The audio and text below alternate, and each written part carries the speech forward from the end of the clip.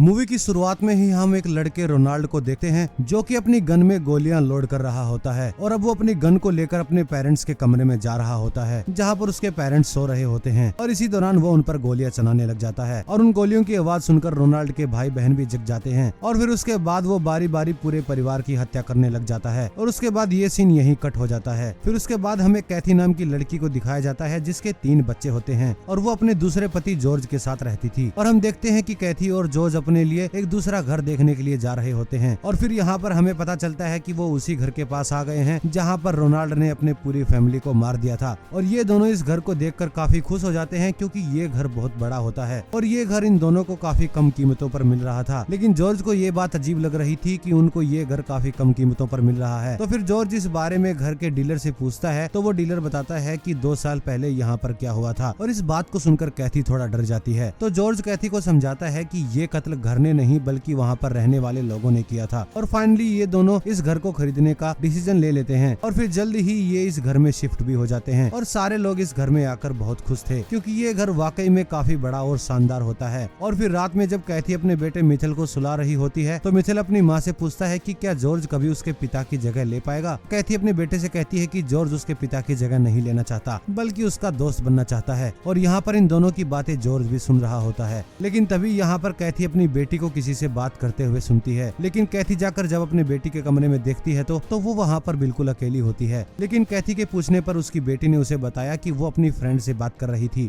जिसका नाम जूडी है और फिर यहाँ हमें पता चलता है कि जूडी रोनाल्ड की ही बहन होती है जिसको उसके भाई ने ही मार दिया था और यहाँ पर जूडी केवल सेल्सिया को ही दिखाई देती थी। और फिर एक दिन जब जॉर्ज लकड़ियाँ काट रहा होता है तो सेल्सिया अचानक गायब हो जाती है और सारे लोग उसे घर में तलाशने लगते हैं लेकिन वो उन्हें कहीं भी नहीं मिलती और फिर बाद में वो बोट हाउस में मिलती है और सबके पूछने पर सेल्सिया बताती है कि वो अपने फ्रेंड को बोट हाउस दिखाने के लिए लाई थी। और अब रात को मिशेल उठता है और उसे बाथरूम जाना होता है तो वो अपने भाई को उठाता है लेकिन नींद में होने की वजह से उसका भाई उसके साथ जाने से मना कर देता है जिसकी वजह से मिशेल को अकेले ही जाना पड़ता है। और यहाँ बाथरूम में आने के बाद मिशेल को पता लगता है कि बाथरूम में तो पानी ही नहीं आ रहा। तभी उसको अपने पीछे से कोई आहट सुनाई देती है और जैसे ही वो अपने पीछे देखता है तो उसके पीछे एक बहुत ही भयानक शक्ल वाला आदमी होता है और उसकी आंखें पूरी तरीके से सफेद और उसके मुंह से खून निकल रहा होता है और फिर अचानक उस नल से भी खून टपकने लग जाता है जिसे देखकर मिशेल काफी डर जाता है और वहाँ से भागने लगता है और वापस आकर अपने कमरे में सो जाता है। और उसके बाद हमें पता चलता है कि जॉर्ज के अंदर किसी आत्मा ने प्रवेश कर लिया है जिसके बाद उसने सभी घर वालों की हत्या कर दी है और फिर बाद में वो खुद को भी गोली मार लेता है। और फिर अचानक हम देखते हैं कि जॉर्ज नींद से उठता है और उसे पता चलता है कि वो एक भयानक सपना देख रहा था और इसे देखकर जॉर्ज काफी घबरा जाता है और खुली हवा खाने के लिए वो खिड़की के पास जाता है और इसी दौरान वो देखता है कि उसके बोट हाउस का दरवाजा खुला हुआ है और फिर वो भागता हुआ अपने बोट हाउस के पास जाता है क्योंकि उसे लगता है कि उसकी बेटी जेल्सिया फिर से बोट हाउस में चली गई होगी। लेकिन वहाँ पहुंचकर जॉर्ज देखता है कि उसकी बेटी तो वहाँ पर नहीं है। लेकिन फिर अचानक उसे लगता है कि उसकी बेटी कहीं पानी में डूब गई हो इसलिए वो पानी में छलांग लगा देता है लेकिन उसे वहाँ पर भी कुछ नहीं मिलता। लेकिन जब वो बोट हाउस से बाहर निकल कर आता है तो वो देखता है कि खिड़की से उसकी बेटी सेल्सिया उसे देख रही होती है और वो देखता है कि सेल्सिया के ठीक पीछे एक अनजान लड़की भी खड़ी हुई है और ऐसा देखकर जॉर्ज और भी डर जाता है और फिर यहाँ से भागते हुए सीधा अपनी बेटी के कमरे में जाता है। कमरे में घुसने के बाद जो जॉर्ज ने देखा उसे देखकर तो वो हैरान ही रह गया और वहाँ पर पहुंचकर वो देखता है कि उसकी बेटी आराम से सो रही है और वहाँ पर उसके अलावा कोई भी नहीं है। उसके बाद जॉर्ज जब अपने कमरे में आता है तो वो देखता है कि उसका कुत्ता दीवार के किनारे में खोद रहा होता है और ऐसा देखकर जॉर्ज को लगता है कि इस दीवार के पीछे कुछ न कुछ तो है और जॉर्ज उसे देखने ही वाला होता है कि तभी वहाँ पर कैथी आ जाती है और वो उससे पूछती है कि इतनी रात हो जाने के बाद तुम इस बेसमेंट में क्या कर रहे हो। फिर जॉर्ज उसे बताता है कि उसे नींद नहीं आ रही है और वो यहाँ पर कैथी पर थोड़ा गुस्सा भी हो जाता है और जॉर्ज का ये बदला रवैया कैथी को थोड़ा सा अजीब लगता है। और अगली सुबह हम देखते हैं कि जॉर्ज और बिली लकड़ियाँ लेकर आते हैं और उसके बाद हम कैथी को देखते हैं और वो अपने फ्रिज की तरफ देख रही होती है तो वहाँ पर कुछ लिखा हुआ होता है कि उन्हें पकड़ो और उन्हें मारो और ये पढ़कर कैथी बहुत ज्यादा घबरा जाती है। तो वो जाकर जॉर्ज से पूछती है कि जो सब फ्रिज पर लिखा हुआ है क्या तुमने लिखा है। ये सुनकर जॉर्ज काफी हैरान हो जाता है लेकिन फिर से कैथी जब फ्रिज की तरफ देखती है तो वहाँ पर ऐसा कुछ भी नहीं लिखा होता। फिर यहाँ पर कैथी को लगता है कि शायद उसकी ये इमेजिनेशन थी। फिर एक रात हम देखते हैं कि जॉर्ज और कैथी दोनों ही डिनर पर जाना चाहते थे और यहाँ पर अपने बच्चों की देखभाल के लिए वो एक बेबी सीटर लीना को बुला लेते हैं और शुरू में तो देखकर बच्चे उसे काफी खुश नहीं होते लेकिन बाद में वो मान जाते हैं। और अब यहाँ पर कैथी लीना को पूरा घर दिखाती है और अब हम देखते हैं कि कैथी और जॉर्ज दोनों डिनर पर चले जाते हैं और एक दूसरे के साथ बहुत अच्छा वक्त बिताते हैं। और उधर लीना उन सभी बच्चों को बताती है कि कैसे रोनाल्ड ने इसी घर में सभी फैमिली मेंबर्स को मार डाला था। फिर वो कहती है कि सबसे पहले उसने अपने कुत्ते को मारा था और उसके बाद उसने पूरे परिवार की बहुत बेरहमी से हत्या कर डाली। और फिर उसके बाद लीसा जेल्सिया के रूम में जाती है, वो बच्चों को बताती है कि ये जूडी का रूम था और उसकी लाश यहाँ की अलमारी से मिली थी। और फिर यहाँ वो बच्चे उस लीना को अलमारी में थोड़ी देर बंद रहने के लिए कहते हैं, जिस पर लीना मान भी जाती है। लेकिन जैसे ही वो उस अलमारी के अंदर जाती है तो वहाँ पर उसे जूडी की रूह दिखाई देती है और वो उसकी उंगली पकड़कर अपने सर पे लगे हुए घाव के अंदर घुसा देती है, जिसके बाद लीजा काफी डर जाती है और उसकी हालत बहुत ज्यादा खराब हो जाती है। और फिर यहाँ पर बच्चों को एम्बुलेंस बुलानी पड़ जाती है। और फिर घर आने के बाद जॉर्ज और कैथी को लगता है कि बच्चों ने उसके साथ काफी गंदा मजाक किया है और जॉर्ज बच्चों को डांटने लग जाता है। फिर सेल्सिया से उसकी माँ पूछती है कि आखिर वहाँ पर क्या हुआ था। फिर यहाँ पर जेल्सिया अपनी माँ को बताती है कि लीजा को जूडी ने ही डराया है क्योंकि वो उसे पसंद नहीं करती और जूडी के मुताबिक जॉर्ज भी अच्छा आदमी नहीं है। फिर उसके बाद देखते हैं कि जॉर्ज को सपना आ रहा होता है कि बोट हाउस से खून की नालियां बह रही हैं और दरवाजा खोलने पर वो देखता है कि जॉर्ज ही खून से लथपथ पड़ा है। और ऐसे ही सपने से जब जॉर्ज की आंख खुलती है तो वो नहाने चला जाता है। और फिर इसके बाद हम देखते हैं कि इनके घर के हालात काफी बिगड़ जाते हैं और जॉर्ज छोटी छोटी बातों पर गुस्सा करने लग जाता है। कैथी एक फादर से मिलती है और उन्हें बताती है कि उनके घर पर किसी शैतान का साया है। तो वो फादर कैथी से कहते हैं कि ठीक 1 साल पहले ऐसा ही एक केस मेरे पास आया था। तो उस पर कैथी पूछती है कि क्या वो केस उसी घर में रहने वाले पुराने लोगों का था। और ये सुनकर फादर भी शॉक्ड रह जाते हैं। तो कैथी उसे बताती है कि वो भी उसी घर में रह रहे हैं। फिर हम देखते हैं कि वो फादर एक दिन कैथी के घर में आते हैं और वहाँ के एक बच्चे के हाथ में वो एक ब्लैक टेडी बियर देखते हैं, जिस पर वो कैथी को बताते हैं कि ये टेडी बियर जूडी का था और इस टेडी बियर को उसी के साथ ही दफन कर दिया गया था। और फिर फादर उस घर को पवित्र करने के लिए वहाँ पर होली वाटर छिड़कते हैं, लेकिन वो पानी फर्श पे पड़ते ही गायब हो जाता है। और इसी दौरान मक्खियों का एक बहुत बड़ा झुंड फादर पे हमला कर देता है। फादर इन सब से डर जाते हैं और वहाँ से भागने लगते हैं। और हम इधर जॉर्ज को देखते हैं जिसे फिर से वही आवाजें सुनाई देने लग जाती हैं कि मार दो जिनसे तुम परेशान हो। और फिर वो परेशान होकर बाहर आ जाता है, लेकिन फिर भी ये आवाजें सुनाई देना उसे बंद नहीं होती। फिर हम अगले दिन कैथी को देखते हैं जो लाइब्रेरी जाकर न्यूज आर्टिकल्स पढ़ रही होती है और यहाँ पर उसे पता चलता है कि रोनाल्ड ने अपनी फैमिली को इसलिए मारा था क्योंकि उसे अपनी सारी फैमिली में शैतान नजर आने लग गए थे। और फिर उसे पता चलता है कि ये घर एक कैशियम नाम के आदमी ने बनाया था जो कि शैतानों को मानता था, जो इंसानों को कैद करके उनकी बलि दिया करता था। और फिर बाद में उसने अपनी भी बलि दे दी थी, जिसको देखकर कैथी समझ जाती है कि इस घर में उस आदमी की भी आत्मा थी जिसकी वजह से जॉर्ज ऐसा बिहेव कर रहा है और वो बदल गया है। फिर हम जॉर्ज को देखते हैं जो कि बोट हाउस में उस कैचम की आत्मा को देख रहा होता है और जॉर्ज के सामने ही कैचम अपनी गर्दन को उड़ा देता है। और फिर कैथी जॉर्ज को देखने के लिए बोट हाउस में जाती है और उसी दौरान जॉर्ज उस पर हमला कर देता है और जैसे तैसे कैथी वहाँ से बचकर निकल जाती है। और उसके बाद कैथी की बेटी कैथी को एक बेसमेंट में ले जाती है और वहाँ पर क्रॉस के ऊपर सभी घर वालों के नाम लिखे होते हैं और ऐसा देखकर वो सभी लोग काफी डर जाते हैं और फिर ये सभी लोग अपना घर छोड़कर भागने लगते हैं। लेकिन इसी दौरान कैचम की रूह सभी दरवाजों को बंद कर देती है, लेकिन कैथी खिड़की तोड़कर सभी घर वालों को लेकर भागने लगती है और जॉर्ज भी उनके पीछे पड़ जाता है, जिसके बाद बिली जॉर्ज पर रोड से हमला कर देता है और फिर वो सारे लोग बोट में बैठकर दूर निकल जाते हैं। और उसके बाद हमें दिखाया जाता है कि कैचम जूडी की रूह को लेकर बेसमेंट में चला जाता है और उसके घर की हालत पहले जैसी ही हो जाती है और इसी को दिखाते हुए ये मूवी यहीं पर एंड हो जाती है। तो दोस्तों, अगर आपको आज की कहानी पसंद आई हो तो वीडियो को लाइक जरूर कर देना और चैनल पर नए हैं तो चैनल को कर देना सब्सक्राइब। इसी के साथ मैं आपसे मिलता हूँ बहुत जल्द किसी और कहानी के साथ अगली वीडियो में। तब तक जय हिंद।